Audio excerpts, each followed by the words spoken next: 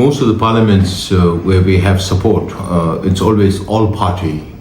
We reach out to all political parties when it comes to Tibet. Even here in the United States, there may be divisions between the Democrats and the Republicans, but when it comes to Tibet, all the parties are able to come together. So similarly in Canada also, you have the Liberals, the Conservatives, the NPP, the Bloc. When it comes to Tibet, they all come together, which is a very good sign. And Canada is also home to a lot of Tibetan political asylees. We have close to about 8,000, 9,000 Tibetans in Canada. That also plays a crucial role in creating awareness on Tibetan, on the Sino-Tibet conflict or situation inside Tibet. They also do a lot of lobbying work with the government of Canada. The Canadian government also have been supportive in some of the programmatic support for the Tibetans, particularly in the field of education and economic development. So Canada, as a free, democratic, multicultural society, there is a lot for us to learn, contribute, but then you also have a lot of cases of Chinese interference in Canada, including your report on the St. Edward's Island, where Chinese influence operations, including monasteries and Buddhist studies that are in some way connected to some Tibetans in Thailand or India, exist. So these are, unfortunately, Canada does not have FARA-like legislation, law, where the foreign operators or foreign agents will have to report to the government on their activities and financial or the money trail of where it's coming from and how it's being used. So in the absence of that, I think the Chinese agents institutions are using that space to create more space for themselves to spread their dissemination and use their influence operations. It's not just in Canada, it's happening all over the world. But again, Canada is a specific example of how China is taking advantage of lacuna in the local laws to do the things that they want to do for their national interests. So these are dangerous trends that we need to understand. Tibetans in Canada, Indians, anybody who are supportive of the resolution of the Sino-Tibet conflict, I think must read this book.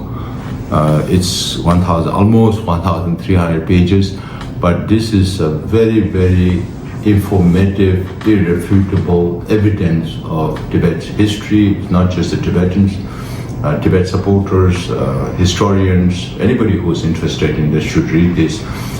Probably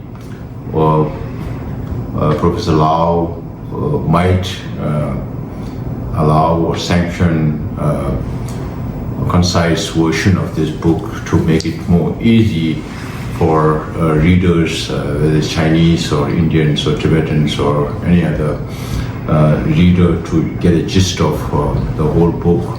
But again, I stress that this book, which has almost 1,300 pages, is going to be very, very useful reference materials for historians who look at Tibetan history from the Chinese window, from a Chinese perspective, based on Chinese documents. Well, I have some good news for you, Sikyo.